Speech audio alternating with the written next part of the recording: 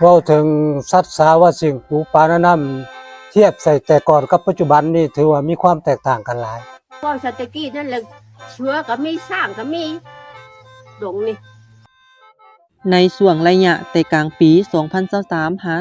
2024 อาสาสมัครโครงการไลฟ์พร้อมด้วยทีมงานโครงการไลฟ์อาจารย์จากคณะนิติศาสตร์และรัฐศาสตร์ได้มีการจัดตั้งปฏิบัติกิจกรรมอยู่คันบ้านภายใต้โครงการเสริมสร้างความเข้มแข็งให้กับนักศึกษากฎหมายเพื่อส่งเสริมการเข้าถึงความยุติธรรมของชุมชน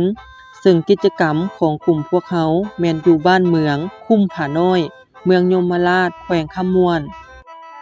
ครั้งที่ 1 ลงเก็บกรรมข้อมูลเกี่ยวกับการเปลี่ยนแปลงด้านที่ดินและทรัพยากรธรรมชาติที่เกิดขึ้นภายในบ้านโดยผ่านกิจกรรมการแต้มแผนวาดสายน้ำ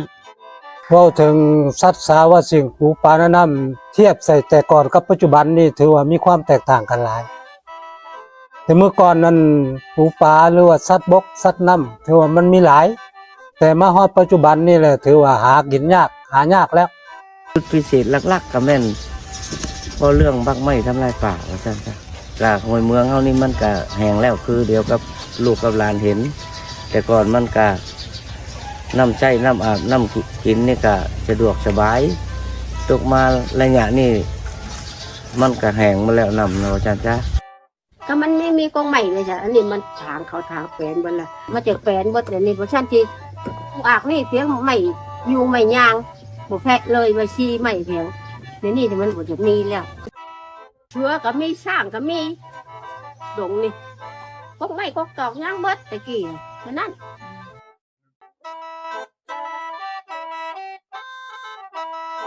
หลังจากที่ได้รู้ถึงปัญหาที่เกิดขึ้นแล้วพวกเขาก็ได้มีการปรึกษาหารือและคัดเลือกเอาบรรดานิติกรรมที่เกี่ยวข้องแล้วลงไปบ้านครั้งที่2เพื่อเผยแพร่ข้อมูลทางด้านกฎหมายในหัวข้อการปกปักรักษา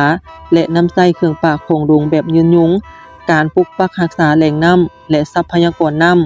ำดีใจและก็ภาคภูมิใจเนาะน้ำหนักศึกษาเผยแพร่ให้ชาวบ้านในการพ่อแม่ประชาชนเนาะได้รับรู้ในการอนุรักษ์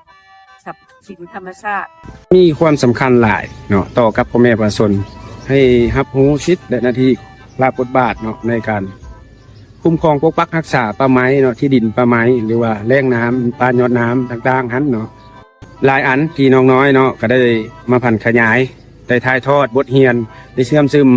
ให้พ่อแม่ได้รับรู้และพันขยายต่อไปผู้ที่บ่ได้มาเนาะก็ในการรู้จักรักษาป่าไม้ป่ายอดน้ำแบบยืนยงเนาะหลังจากที่มีการเผยแพร่ข้อมูลกับทางคันบ้านและได้เห็นถึงปัญหาที่เกิดขึ้นอยู่คันบ้านโดยเฉพาะความอุดมสมบูรณ์ของป่าไม้ที่ลดลงฉะนั้นชาวบ้านบ้านเมืองจึงได้มีการเสนอกับทีมอาสาสมัครเฮาเพื่อสนับสนุนประชาชนในการแก้ไขปัญหาที่ทางบ้านเสนอมาหลังจากมีการปรึกษาหารือของกลุ่มอาสาสมัครทีมงานโครงการไลฟ์และอาจารย์จึงได้มีการจัดตั้งปฏิบัติกิจกรรมครั้งที่3เกิดขึ้นซึ่งกิจกรรมครั้งนี้แม่นการสร้างระเบียบคุ้มครองป่าป้องกันแหล่งน้ำแบบมีส่วนร่วมกิจกรรมในเทื่อนี้ได้มีการเต้าโฮมชาวบ้านเพื่อปรึกษาหารือเกี่ยวกับการสร้างป่าป้องกันแหล่งน้ำการย่างสำรวจพื้นที่ป่าเพื่อกำหนดขอบเขตป่าป้องกันยอดน้ำโดยใช้ GPSการผ่านห่างระเบียบคุ้มครองห่างเสนอแต่งตั้งคณะคุ้มครองป่าป้องกันยอดน้ำคันบ้านเพื่อให้ชาวบ้านได้มีส่วนร่วมในการเสนอและประกอบความคิดเห็นต่อห่างระเบียบคุ้มครองดังกล่าวลงมาเห็นมื้อนี้การสร้างนิติกรรมก็คือเข้าร่วมกิจกรรมต่างๆเนาะเห็นว่าดีหลายมื้อนี้เนาะประชาชนนี่เข้าใจแล้วก็พร้อมเพรียงเคียงหน้าเนาะนอกจากนั้นก็พระเจ้าก็มีส่วนร่วมกับโครงการและกิจกรรมแต่ละอันเนาะเขาก็เจ้าก็มีจำนวนชนหลายหั่นแหละที่เขามาร่วมมื้อนี้ก็มีความแสดงออกว่าระเบียบเอาแนวใดเนาะมาตรการแนวใดเนาะอันนี้มันแม่นของชุมชนโดยเฉพาะเนาะข้าพเจ้าดีใจเนาะที่ว่าได้สร้างนิติกรรมหรือว่าข้อตกลงมันอย่างต่างๆเอกสารต่างๆมื้อนี้ในวิธีนี้เนาะมาร่วมกิจกรรมนี้เนาะก็เป็นครั้งที่3แล้วมีความดีใจเนาะที่ได้มาร่วมกิจกรรมในครั้งนี้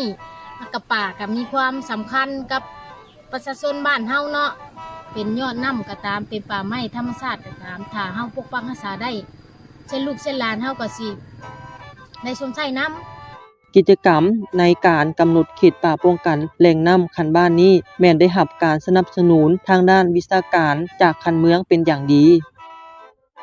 ผ่านการเฮ็ดเวียกร่วมกันของทีมงานคันเมืองโครงการไลฟ์อาสาสมัครพร้อมด้วยอาจารย์จากคณะนิติศาสตร์และรัฐศาสตร์ได้สำเร็จช่วยให้บ้านเมืองคุ้มผาน้อยเมืองยมราชแขวงขมวนสามารถสร้างระเบียบคุ้มครองป่าป้องกันแหล่งน้ำคันบ้านที่ถูกขับร้องอย่างเป็นทางการจากคันเมืองโดยมีการเซ็นรับรู้และเห็นดี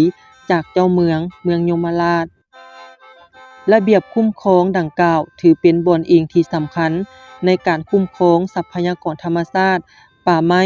เว้ารวมบ่เฉพาะก็คือการปกปักรักษาแหล่งน้ำคันบ้านให้มีความอุดมสมบูรณ์เพื่อให้สามารถนำใช้ได้แบบยืนยงซึ่งหลังจากที่ได้เข้าร่วมโครงการนี้แล้วน้องได้เรียนรู้หลายอย่างเป็นต้นแม่นทักษะในการสื่อสารแต่ก่อนน้องเองเป็นคนที่บอกว่าต่อหน้าชุมชนแต่หลังจากที่เข้าร่วมโครงการแล้วน้องได้มีการปรับตัวความกล้าหาญในการเสนอต่อหน้าเวทีน้องรู้สึกดีใจหลายที่ได้ฝึกอบรมได้เฮ็ดกิจกรรมแล้วก็ได้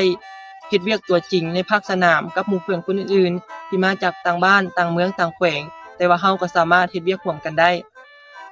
สิ่งที่น้องรู้สึกประทับใจและภูมิใจก็คือการที่เฮาได้เฮ็ดกิจกรรมอยู่คันบ้านซึ่งเป็นบ้านเกิดเมืองนอนของตนเองแล้วก็ประชาชนภายในบ้านก็เข้าร่วมและในท้ายที่สุดเฮาก็สามารถร่วมกับบ้านเนาะสร้างป่าป้องกันได้สำเร็จ